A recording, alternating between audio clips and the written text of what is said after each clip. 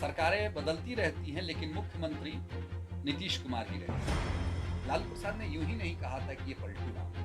खैर, बिहार में नीतीश की प्रासंगिकता आने वाले समय में कितनी रह पाएगी यह कहना बड़ा मुश्किल। सत्ता की सारी बागडोर कांग्रेस के हाथ में है। पिछले 35 वर्षों के इतिहास में देखें, कांग्रेस ऐसे डिसाइसिव पोजीशन में कभी नहीं रही।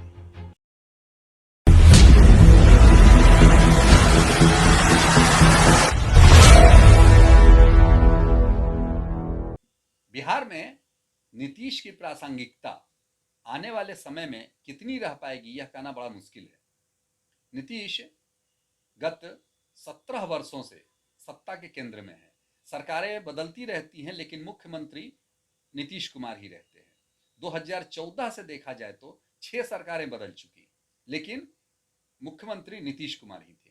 2014 के बाद 2014 में जब उन्होंने जीतन राम मांझी को सत्ता की कमान सौंपी थी, उसके एक वर्ष बाद ही, एक वर्ष के पहले ही, एक वर्ष भी पूरा नहीं कर सके थे जीतन राम मांझी, और उन्हें सत्ता से बेदखल होना पड़ा था और नीतीश कुमार मुख्यमंत्री बने थे। उस समय से ये अलट पलट का खेल चल रहा है।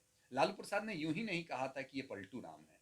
खैर, अब जो सत्ता की स्थिति है बिहार में, सत्ता की सारी बागडोर कांग्रेस के हाथ में है। इसीलिए आप देखेंगे कि जब नीतीश कुमार महागठबंधन में जा रहे थे तो उसके पहले उन्होंने एक आश्वासन सोनिया गांधी से लिया था कि कहीं ऐसा ना हो कि मेरी विश्वसनीयता खत्म हो गई है, इसलिए लालू प्रसाद मुझे झटका दे करके अपने लड़के को मुख्यमंत्री बना देंगे।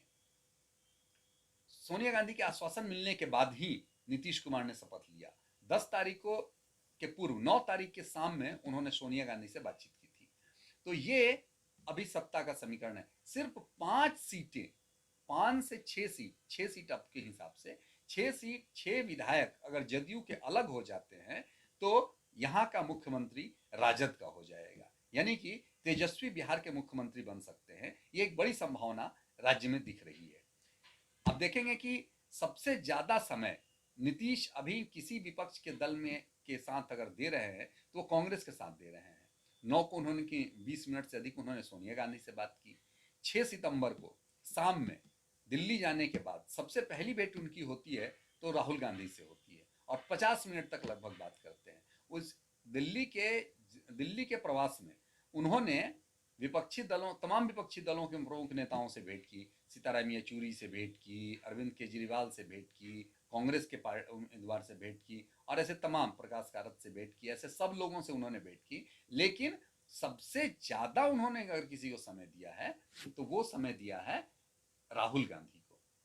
तो राहुल गांधी और सोनिया गांधी के कारण वो बिहार की सत्ता में बने हुए हैं। अगर कांग्रेस चाहे तो इन्हें झटका दे सकती है और तेजस्वी जो उनके सहज सहयोगी हैं, जो लंबे समय से सहयोगी हैं, वो उनके साथ आकर के वो बिहार के मुख्यमंत्री बन सकते हैं।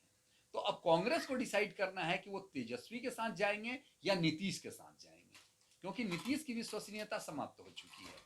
ऐसे में यह आवश्यक है कि कांग्रेस पार्टी चयन करे कि उसे नीतीश का साथ चाहिए या लालू प्रसाद का साथ चाहिए। लालू प्रसाद ने पिछले विधानसभा में, यानी कि राजद ने एक लंबा दाव फेंका था। ठीक है कि उनको 19 सीटें ही मिली। उनके पार्टी के लोग कहते भी रहे कि कांग्रेस को सीटें देकर कांग्रेस ने सीटें बर्बाद कर दी, नहीं तो हम लोग सत्ता में आ सकते थे।